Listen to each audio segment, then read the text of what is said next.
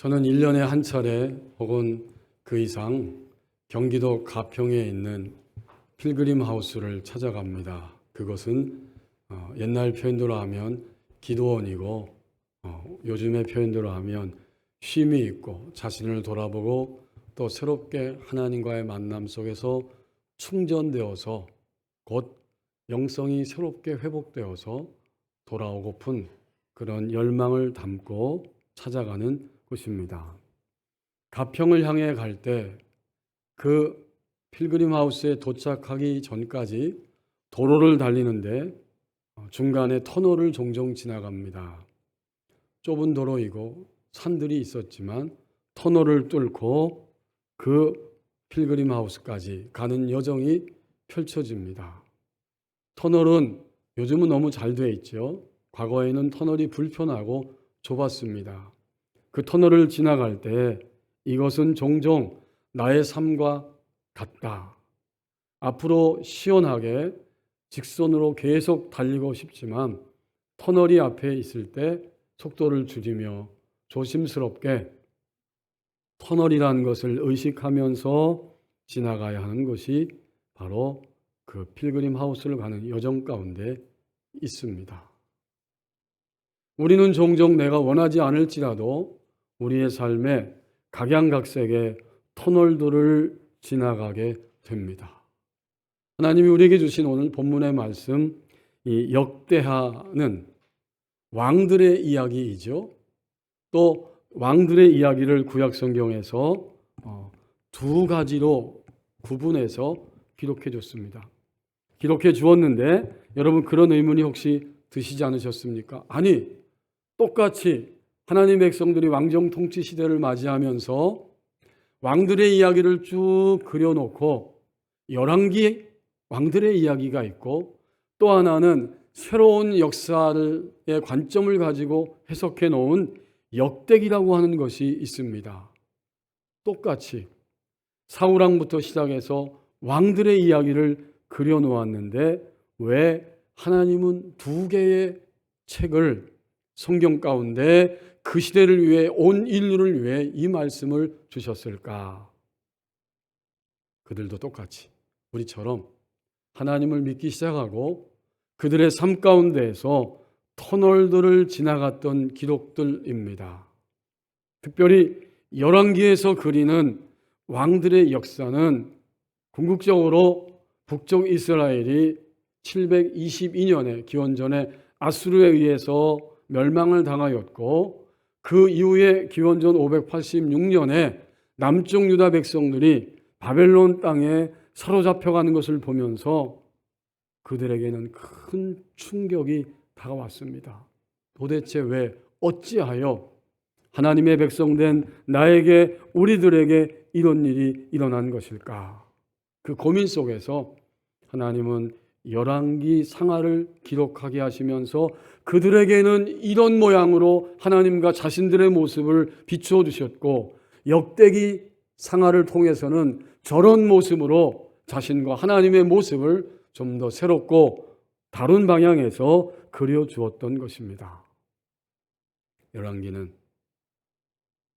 우리의 인생 가운데 어떤 일이 일어날지라도 하나님의 선하심이 너무나 분명하기 때문에 우리가 하나님의 울타리를 배반하고 벗어나서 불만 속에서 이해되지 않는다고 튕겨나갔을지라도 만약 거기서 뼈저리게 후회하고 아파하면서 회의 가운데 빠질지라도 자신의 추함 때문에 너무나 부끄러워할지라도 한 가지만 기억하면 된다. 그것이 무엇일까요? 하나님의 절대적인 선하심. 하나님의 선하심 때문에 우리가 고개를 돌려서 하나님을 바라보기 시작하면 절대적 선을 가지신 하나님이 우리를 다시 품어주시고 하나님 안으로 들어오게 하신다. 이것은 열왕기 사가의 관점이고 역사적으로 말하면 하나님이 그렇게 감동하셔서 왕들의 이야기를 열왕기 상하를 통해서 그려놓게 하셨습니다. 우리가 오늘 본문으로 대하는 역대기는 어떤 것일까요? 그들은 혹독하게 70년의 바벨론 포로 생활하면서 정말 뼈아프게 고민하다가 깨달은 것이 있습니다. 누가 도대체 하나님의 백성이냐? 이렇게 깨지고 부서지고 망가지고 포로되어서 사로잡혀 왔을 때 이 지구촌에서 누가 과연 하나님의 참된 백성이냐? 이것을 고민하면서 거기에 성령의 감동으로 대답하면서 왕들의 이야기를 다시 새로운 관점으로 그려가기 시작했습니다. 그들은 이 관점을 회복하였습니다. 뭘까요? 하나님의 백성이 누군가 치열하게 고민하다가 깨닫고 보니까 하나님의 백성은 그야말로 다윗과 솔로몬 시대를 통해서 하나님을 예배하는 본분을 알려주셨건만 우리가 그것을 무시하고 살다가 이렇게 되었구나. 진정한 하나님의 백성은 바로 성전 예배를 회복하는 사람이 하나님의 백성입니다. 관점이 달라진 거예요. 선하심만 아는 것이 아니라 선하신 하나님을 우리가 인생을 살면서 철저하게 공적인 성전 예배의 자리를 회복하는 것이고, 이제는 일상으로 돌아갔을 때에는 삶을 통해서 이방 나라, 이방 세력에 휘둘리거나 넘어지거나 유혹당하지 않고 이방의 영향력에서 벗어나서 사는 삶의 예배를 회복하는 예배 회중이 되어가는 것이 하나님의 백성입니다. 전혀 다른, 그러나 하나 안에서 이렇게 하나님 백성다움을 깨닫게 된 것입니다. 그런 측면에서 오늘 6절에 하나님 오늘 이 본문을 주셨어요. 6절에 등장하고 있는 이 오시아 왕의 이야기는 구약 시대의 백성들이 하나님을 왕으로 모시고 인간 왕을 통해서 그 통치 아래 온전하게 살아갔는가 하는 것을 묻고 있고, 새 언약의 백성, 예수님을 통해서 새롭게 회복된 새 언약의 백성이 된 오늘의 시대를 살아가는 그리스도인 된 나에게 예수님이 이 땅에 오셔서 샘플로 보여주셨던 것처럼 왕답게 왕의 힘과 권세와 지혜를 가지고 하나님의 말씀을 따라서 걸어갔던, 성큼성큼 담대하게 걸어가셨던 모든 도전들이 있지만 그것을 뛰어넘고 깨트리시고 새롭게 하시면서 하나님 백성의 왕됨으로 살아가셨던, 지배하고 다스리는 그런 모습으로 살아가셨던 예수님이 곧 나에게 보여주신 대로 나는 오늘 이 길을 가고 있는 것인가? 그렇게 살아가야 함을 깨닫게 해주시는 하나님의 음성입니다. 6절에서 이렇게 우시아 성도의 모습을 아주 분명하고 단순하게 이렇게 그려주고 있습니다. 우시아가 나가서 블레셋 사람들과 싸웠다라고 말합니다. 오늘 우리는 이 본문을 대할 때 내가 바로 우시아죠. 내가 우시아 성도예요. 어떻게 했어요? 그는 결코 자신에게 다가온 모든 싸움을 보면서 그대로 그 싸움을 향해 나갔습니다. 직면한 것입니다. 그대로 직면했어요. 그리고는 결코 도망가거나 숨거나 두려움에 떨어지지 않고 치열하게 그 싸움을 싸우게 되었습니다. 결국 오늘 이 말씀은 우리 그리스도인들이 이 땅 위에서 하나님의 백성으로서 살아가야 할 삶의 원리를 다시 일깨워 줍니다. 다가옵니다. 어제 저녁까지도 뭔가가 우리 삶 속에 다가왔어요. 주님을 믿고 나서 우리는 이 우시아 성도의 모습을 하나님이 보라고 말씀하시는 거예요. 무엇이 오든, 사람을 통해 오든 환경을 통해서 오든 어떤 것이 오든지 우리는 나가서 직면하는 것이다. 그리고 어떻게 해요? 동시적이죠. 직면한다는 것은 결코 회피하거나 도망가지 않고 그 다음에는 맞서서 싸우는 것입니다. 자, 그러면 직면하고 싸운다고 했는데 어떤 방법으로 우리가 직면하고 싸울 수 있을까요? 21세기 성도인 나는 오늘 우시아 성도처럼 내게 오는 그 어떤 것도 결코 회피하지 않고 직면하면서 치열하게 싸워야 되는데 뭘 가지고 싸우느냐 하는 것입니다. 거기에는 양방향의 싸움이 있습니다. 어떻게 싸우느냐? 나에게 오는 모든 것들을 바라보면서 그것은 반드시 버릴 것이 있고 취할 것이 있습니다. 그게 싸움이에요. 여러분, 이 싸움은 바로 외적인 것이면서 동시에 내적인 것입니다. 외적인 것은 내가 예상하지 못할지라도 쑥 나에게 온 모든 것들이죠. 그리고 내적인 것은 이제 우리가 그것을 직면하고 피하지 않고 그것과 맞서야 하는 것이기 때문에 내적인 것들입니다. 다시 한번 기억하십시다. 그리스도인들은 어떻게 싸우는 것인가 봤더니 오늘 우시아 성도를 통해서 내게 오는 모든 것은 하나도 예외 없이 그게 올 때 반드시 내가 버릴 것이 있고 동시에 반드시 나는 취할 것이 있습니다.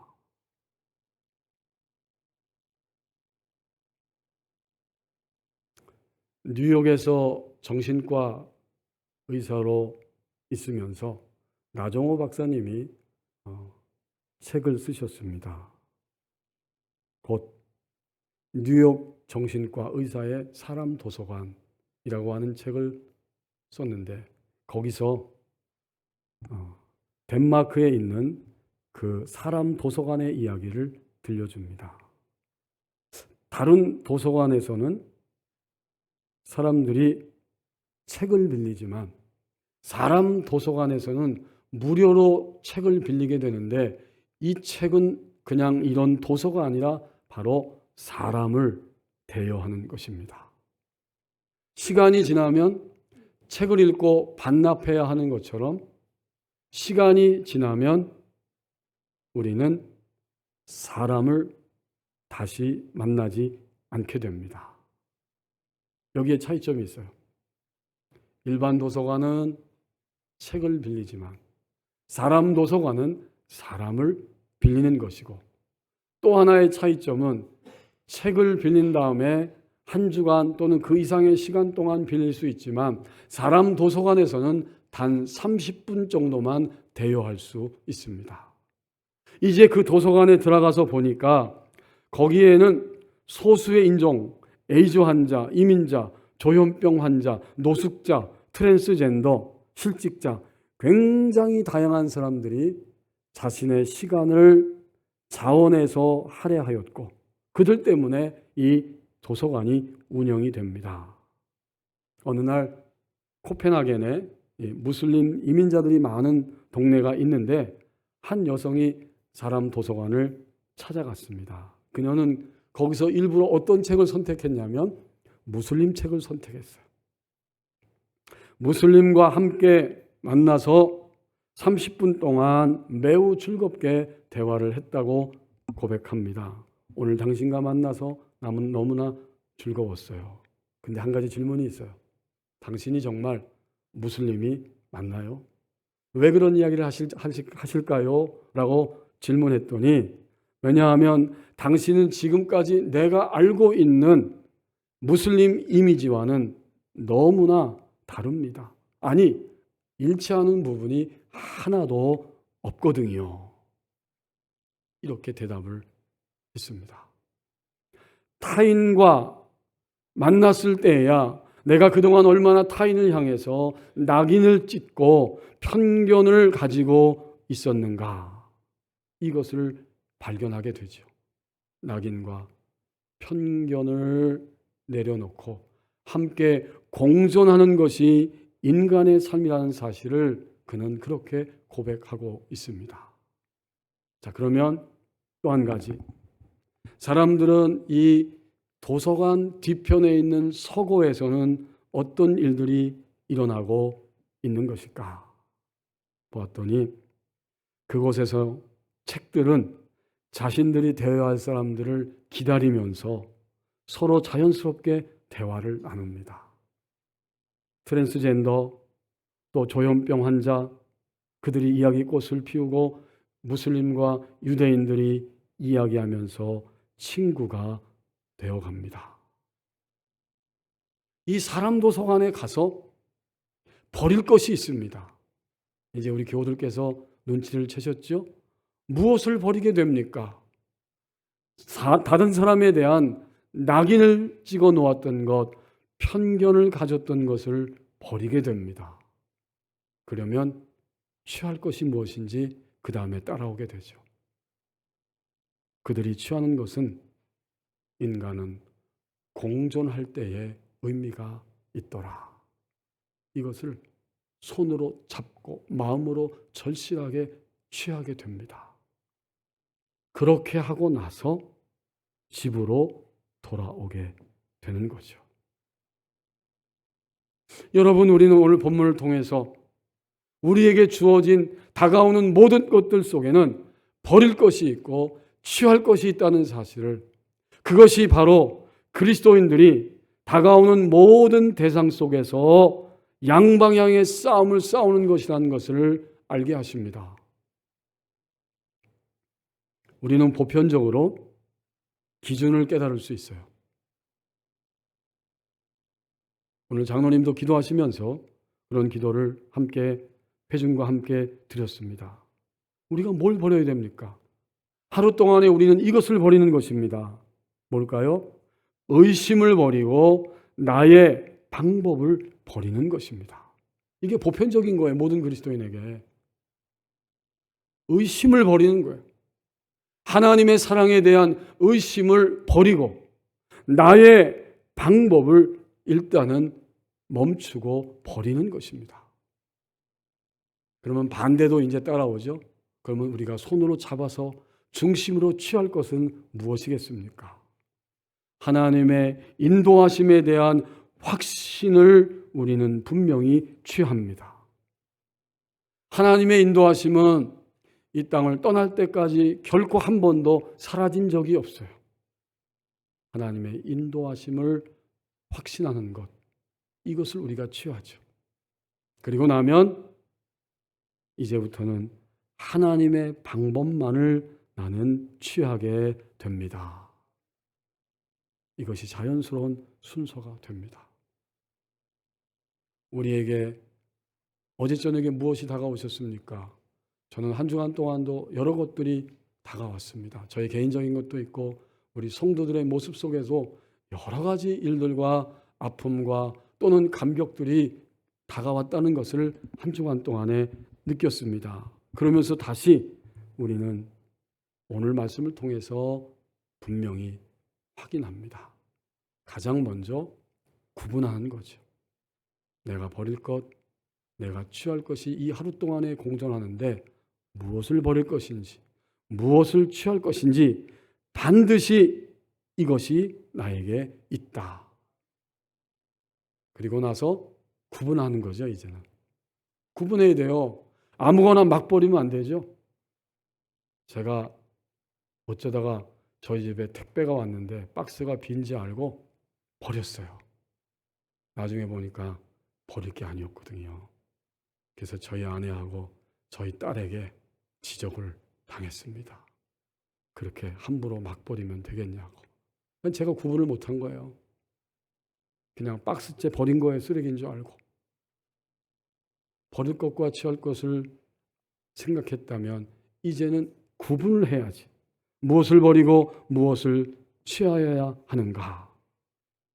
만약 우리가 점점 이렇게 두 가지면 양방향의 싸움을 통해서 이것을 점점 취하게 된다면 우리는 어떻게 될까요? 우리는 하나님의 사랑을 덧입는 자리로 나갈 수 있게 됩니다. 하나님의 사랑을 점점 덧입기 시작합니다.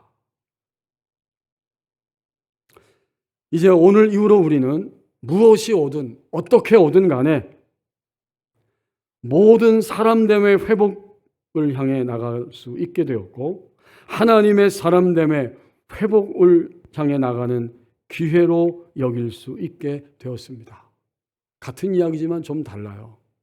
사람됨의 회복은 결국 신자나 불신자나 모두에게 해당이 되는데 자기 만족적인 삶에만 매여 있는 이기심을 점점 버리게 되는 것이고 하나님의 사람됨은 모든 것 위에 하나님의 이끄심을 따라서 움직이게 되는 것입니다.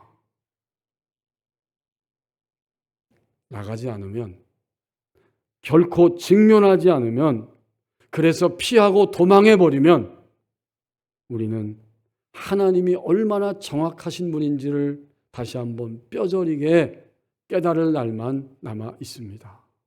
하나님은요, 우리 일생 동안에 하나님을 믿는 우리의 차원이 어느 지점에 와 있는지 아시기 때문에 직면하지 않고 도망가버리고 피해버리고 싸움하지 않으면 매일 똑같은 차원의 일들을, 사람들을, 환경들을 끊임없이 우리에게 보내십니다.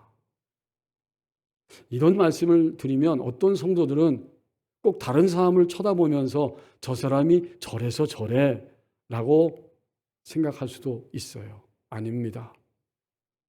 나를 봐야 합니다. 내가 오늘 똑같은 수준에 지금 여기에 머물러 있는 것은 직면하지 않고 나가서 싸우지 않기 때문에 오늘 이 똑같은 자리에 여전히 머물러 있습니다. 하나님은 정확해요. 내가 거짓을 통과하지 않았다면 주님은 나의 거짓이 드러나도록 모든 환경을, 그 차원을 똑같이 우리에게 조성하셔서 우리 하루 동안에 허락하고 계십니다. 내가 고약함과 간교함을 버리지 않았다면 나의 고약함과 간교함이 드러날 수밖에 없도록 우리가 상상하지 못한 일들과 사람들을 오게 하시면서 그것과 직면하게 하십니다. 하지만 우리는 너무나 자주 화살을 바깥으로만 쏘면서 살아갑니다. 객관적인 원인은 바깥에 있을 수 있고 다른 사람에게 있을 수도 있어요. 그러나 조금만 눈을 뜨고 만약에 깨닫는 순간이 온다면 그것이 나 때문에 일어났다고 하는 사실을 우리는 참으로 진정으로 인정할 수밖에 없게 됩니다. 화살을 바깥으로 쏠 필요가 없어요. 그냥 내게 온 것입니다. 내게 직면하라고 하나님이 오게 하신 날들입니다. 가장 빠른 지름길은 여기서 버릴 거, 여기서 취할 거. 이곳을 향해 집중하면서 나의 인생의 시간표들을 지나갈 수 있어야 합니다. 자, 그러니까 이것은 정말 하나님의 사랑이고 하나님의 깊은 배려하심입니다. 언제까지 신앙의 영적인 어린아이와 장애인으로 머물러 살기를 원하지 아니하시기 때문에 하나님은 우리의 환경을 보내시고 사람들을 보내시는 거예요. 다시 한번 말씀을 드리고 싶습니다. 그렇다고 해서 우리가 누군가에게 고약한 사람의 노릇, 거짓된 사람의 노릇, 폭력적인 사람의 노릇을 해서도 안 되고 할 필요가 없어요. 하나님은 그런 사람에게는 어떻게 하실까요? 그보다 더 폭력적이고 고약한 사람과 환경을 만나게 하십니다. 이건 하나님의 사랑이에요. 우리를 영적인 신앙의 장애인으로 두시지 않으려는 하나님의 사랑입니다. 그 모든 내용이 오늘 앞부분의 6절에 담겨 있었던 것입니다. 우시야 성도가 나가서 블레셋 사람들과 싸웠다. 그리고 거기에 나오는 모든 이름들은 바로 블레셋의 도시들입니다. 가드 야분의 성벽, 아스돗 성벽, 이런 것들 다 우시야가 직면하면서 싸우고 싸워야 할 그러한 성벽들, 도시들의 이름인 것입니다. 마찬가지.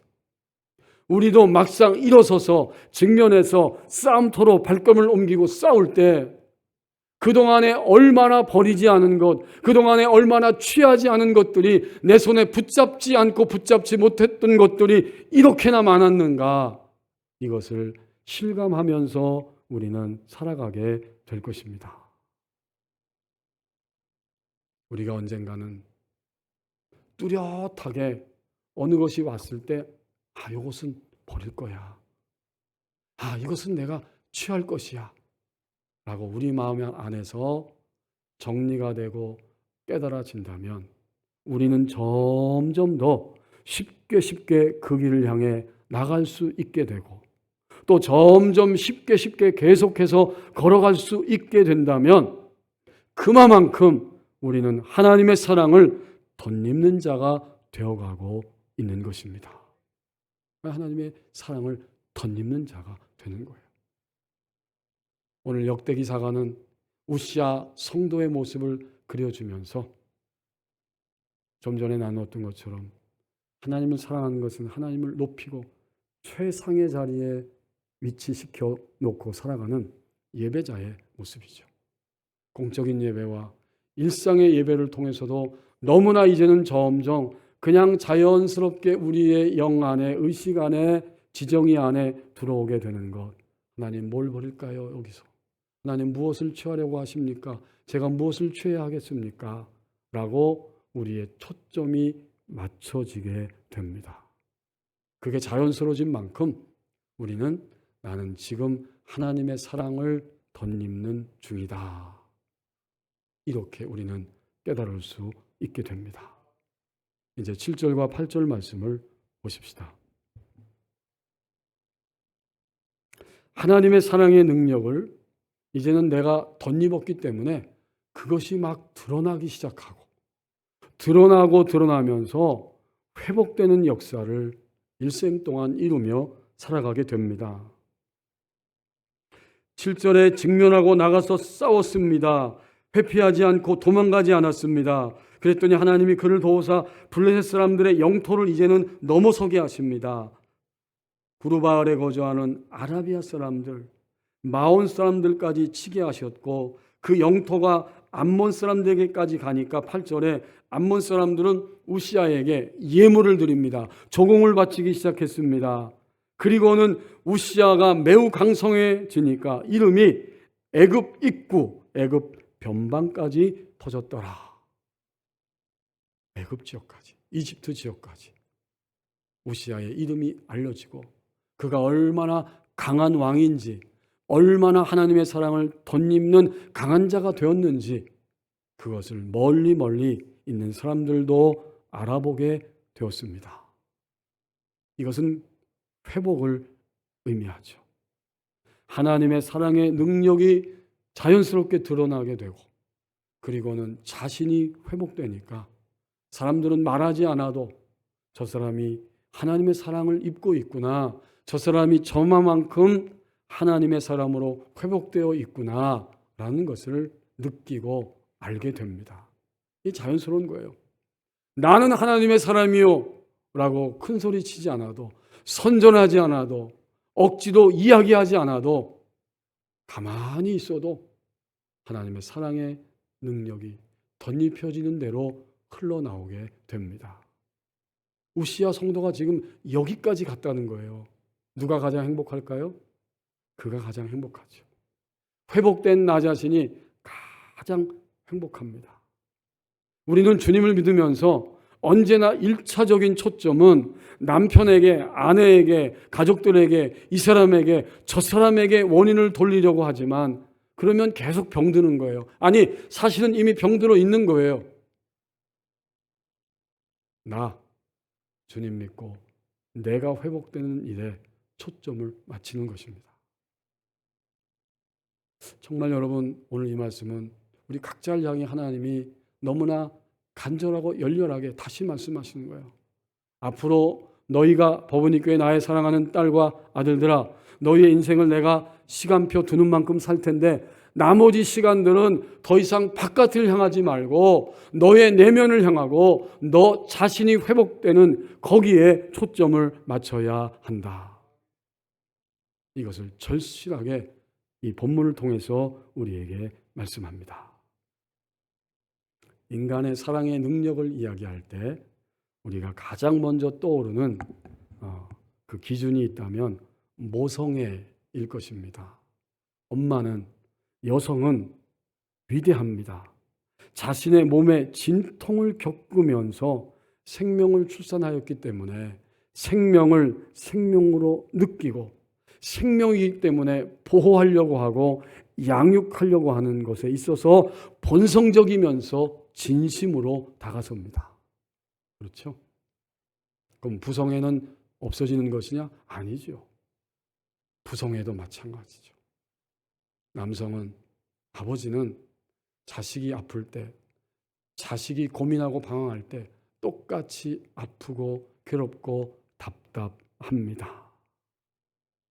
그런데 모성애는 마음뿐만 아니라 몸까지도 함께 공감할 수 있는 특권을 가지고 살아갑니다. 왜요? 몸으로 생명을 진통 가운데 출산했기 때문에. 그러면 이제 우리는 질문해 봅니다. 모성애, 부성애, 우리 부모님들의 사랑의 능력이 이렇게 나타나는데 이 부모님의 사랑의 능력의 공통점은 무엇이겠습니까? 우리 부모님들의, 나의 부모님들의 사랑의 공통점이 무엇일까 보았더니 오늘 본문 말씀 그대로예요. 그것은 자녀를 도우려고 함입니다. 오늘 7절에 보십시오. 하나님이 그를 도우사. 하나님 아버지께서 모성애와 부성애를 뛰어넘어 초월해 계시는 우리 하나님께서, 영이신 하나님께서 나의 자녀인 우시야 왕을 도우사. 그렇습니다. 사랑의 능력을 가진 그 분들의 공통점, 그것은 도우려고 하는 마음입니다.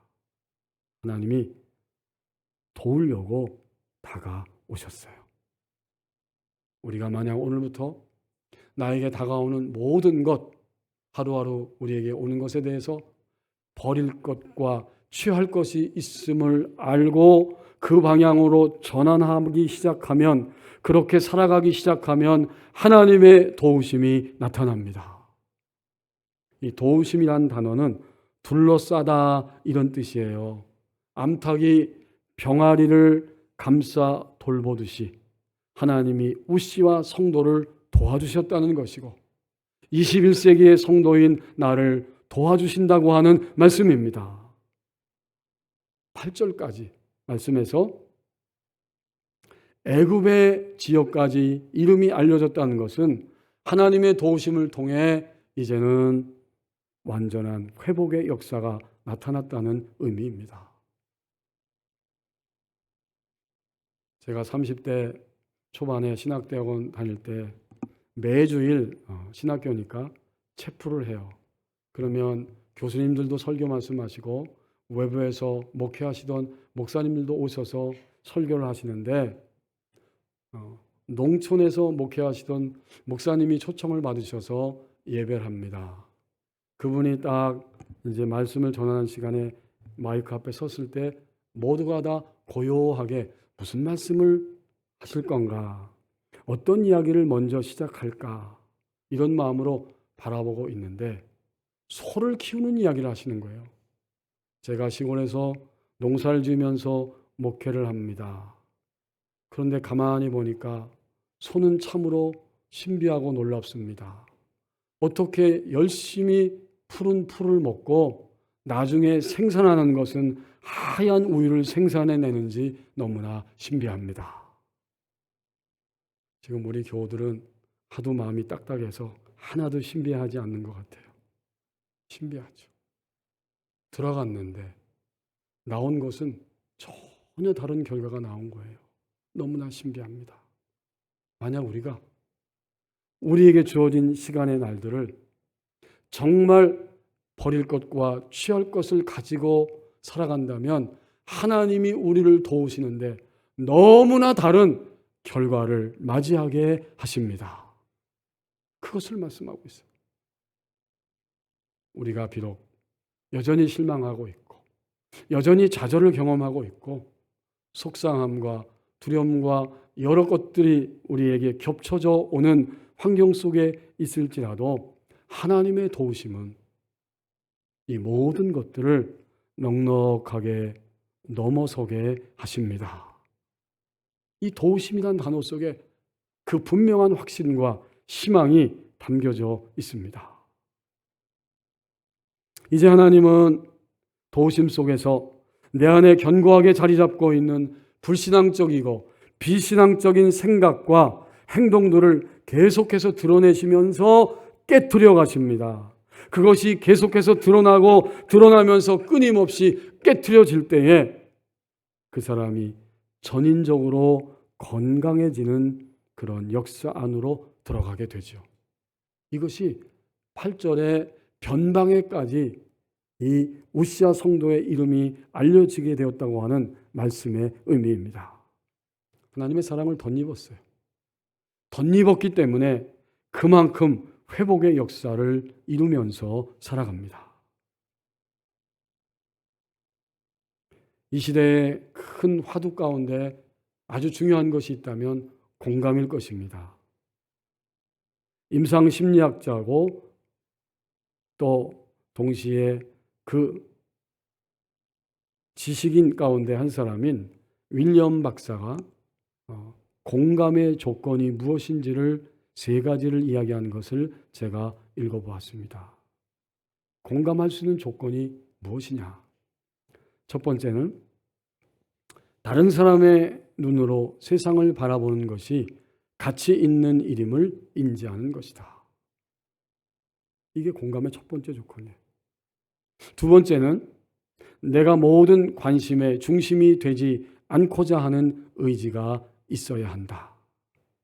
이게 자기중심적인 이런 말과 생각과 기회를 항상 노리고 있는 사람들이 있음을 우리는 알고 있습니다. 그런데 그것은 공감할 수 없는 거죠.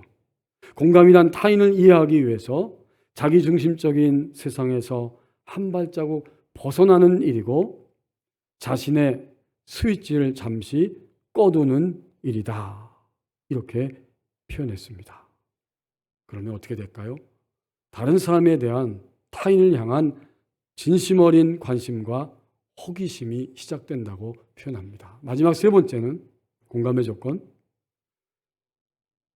다른 사람에게서 특히 나와 많이 다른 사람들일수록 더 배울 것이 많다는 점을 깨닫는 것이다. 이것이 공감의 조건입니다.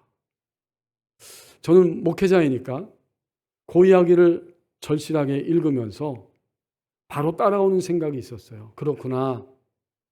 하나님을 믿는 우리 그리스도인이 하나님과 공감하기도 이 원리가 똑같다. 이런 생각을 하게 되었습니다. 하나님과 공감하기. 첫 번째는 하나님의 눈으로 나의 현재를 바라봐야 함을 인지하는 것입니다. 하나님과 공감하기 두 번째는 내가 중심이 되지 않고자 하는 의지가 있어야 한다. 마지막 3번째는 현재 내가 처한 상황 속에서 하나님에게서 더 온전하게 배우게 됨을 깨닫는 것입니다. 이렇게 하나님과 공감할 때 오늘 본문 말씀처럼 하나님의 사랑의 능력, 도우심이 나타나게 되고 마침내 회복의 역사를 이루게 됩니다. 그리스도인은 누구인가? 그리스도인은 어떤 삶을 살아가는 자들인가? 나가서 직면하고 오는 모든 것에 대해서 그리고 결코 피하지 않고 맞서서 싸우는 것입니다. 어떻게 해요? 버릴 것을 버리고 취할 것을 취하면서 회복의 역사를 이루며 살아갑니다. 나의 사랑을 덧입는 자는 이렇게 살아간다고 하나님이 오늘 이 아침에 우리에게 말씀해 주십니다. 기도하겠습니다.